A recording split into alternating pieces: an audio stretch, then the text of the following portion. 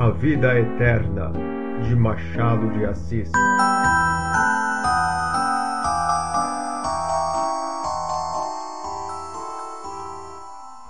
É opinião unânime que não há estado comparável àquele que nem é sono nem vigília, quando desafonado o espírito de aflições procura algum repouso às lides da existência. Eu de mim digo que ainda não achei hora de mais prazer, sobretudo quando tenho o estômago satisfeito e aspiro a fumaça de um bom charuto de Havana. Depois de uma ceia copiosa e delicada, em companhia de meu excelente amigo Dr. Vaz, que me apareceu em casa depois de 2 anos de ausência, fomos eu e ele para minha alcova, e aí entramos a falar de coisas passadas como 2 velhos para quem já não tem futuro a gramática da vida.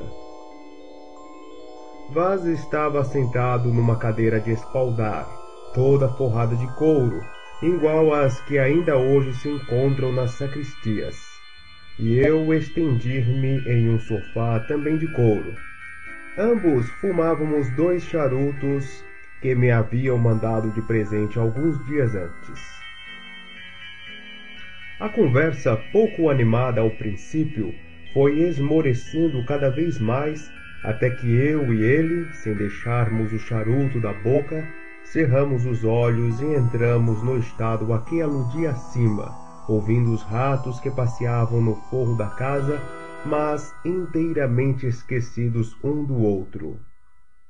Era natural passarmos dali ao sono completo, e eu lá chegaria se não ouvisse bater à porta 3 fortíssimas pancadas. Levantei-me sobressaltado. Vaz continuava na mesma posição, o que me fez supor que estivesse dormindo, porque as pancadas deveriam ter-lhe produzido a mesma impressão se ele se achasse meio acordado como eu. Fui ver quem me batia à porta. Era um sujeito alto e magro, embocado em um capote. Apenas lhe abri a porta. O homem entrou sem me pedir licença e nem dizer coisa nenhuma. Esperei que me expusesse o motivo de sua visita, e esperei de balde, porque o desconhecido sentou-se comodamente em uma cadeira, cruzou as pernas, tirou o chapéu e começou a tocar com os dedos na copa do dito chapéu uma coisa que eu não pude saber o que era, mas que devia ser alguma sinfonia de doidos, porque o homem parecia vir direto da Praia Vermelha. Relancei os olhos para o meu amigo, que dormia o sono alto na cadeira de espaldar. Os ratos continuavam a sua saturnal no forro. Conservei-me de pé durante poucos instantes a ver se o desconhecido se resolvia a dizer alguma coisa, e durante este tempo, apesar da impressão desagradável que o homem produzia em mim, examinei-lhe as feições e o vestuário. Já disse que vinha embrulhado em um capote. Ao sentar-se, abriu-se-lhe o capote, e vi que o homem calçava umas botas de couro branco, vestia calça de pano amarelo e um colete verde, cores estas que, se estão bem numa bandeira, não se pode dizer com justiça que adornem e aformoseiem o corpo humano. As feições eram mais estranhas que o vestuário. Tinha os olhos vesgos, um grande bigode, um nariz à moda de César, boca rasgada, queixo saliente, beiços roxos. As sobrancelhas eram fartas, as pestanas longas, a testa estreita, coroando tudo uns cabelos grisalhos e em desordem. O desconhecido, depois de tocar a sua música na copa do chapéu, levantou os olhos para mim e disse-me: "Sente-se, meu rico senhor." Era atrevimento meu receber ordens em minha própria casa. O meu primeiro dever era mandar o sujeito embora. Contudo, o tom em que ele falou era tão intimativo que eu insensivelmente obedeci e fui sentar-me no sofá. Daí pude ver melhor a cara do homem, à luz do lampião, cara que achei pior do que antes. Chamo-me Tobias e sou formado em matemáticas. Inclinei-me levemente. O desconhecido continuou. Desconfio que hei de morrer amanhã. Não se espante. Tenho certeza que amanhã vou para o outro mundo. Isso é o menos. Morrer é dormir, to die, to sleep. Entretanto, não quero ir deste mundo sem cumprir um dever imperioso e indispensável. Veja isso. O desconhecido tirou do bolso um quadrinho e entregou-me. Era uma miniatura. Representava uma moça formosíssima de feições. Restituí o quadro ao meu interlocutor, esperando a explicação.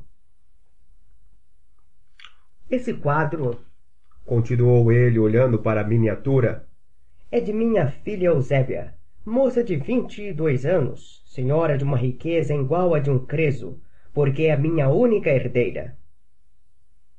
Eu me espantaria do contraste que havia entre a riqueza e a aparência do desconhecido se não tivesse já a convicção de que tratava-se de um louco.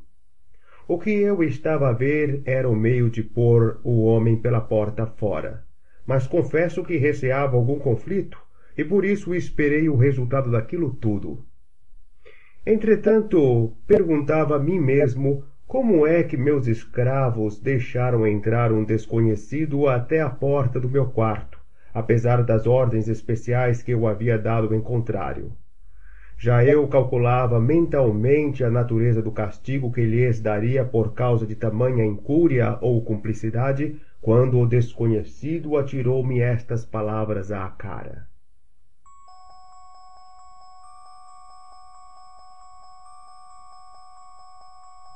Antes de morrer, quero que o senhor se case com Eusébia.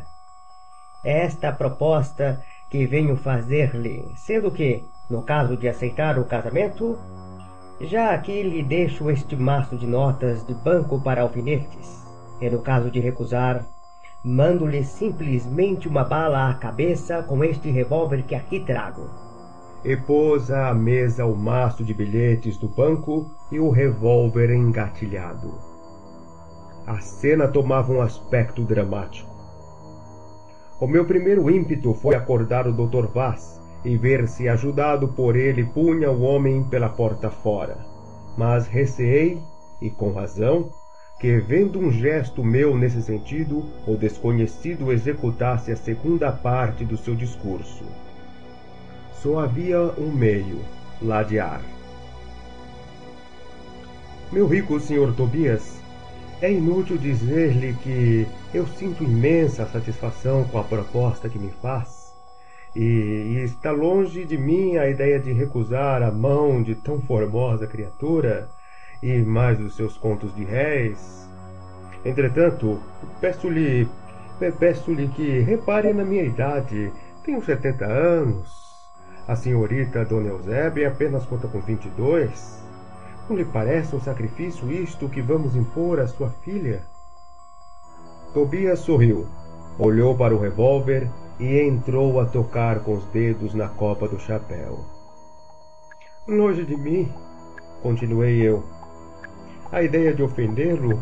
Pelo contrário, se eu consultasse unicamente a minha ambição, não diria palavra, mas é no interesse mesmo dessa gentilíssima dama que eu já vou amando apesar dos meus 70, é no interesse dela que eu lhe observo a disparidade entre nós existe. Estas palavras disse-as de uma maneira para acordar o Dr. Vaz, mas o meu amigo continuava mergulhado na cadeira e no sono. Não quero saber a tua idade, disse Tobias, pondo o chapéu na cabeça e segurando no revólver. O que eu quero é que se case com Eusébia, e hoje mesmo. Se recusa, mato-te. Tobias apontou-me o revólver. Que faria eu naquela alternativa, senão aceitar a moça e a riqueza, apesar de todos os meus escrúpulos? Eu caso! Exclamei. Tobias guardou o revólver na algibeira e disse: Pois bem, vista-se.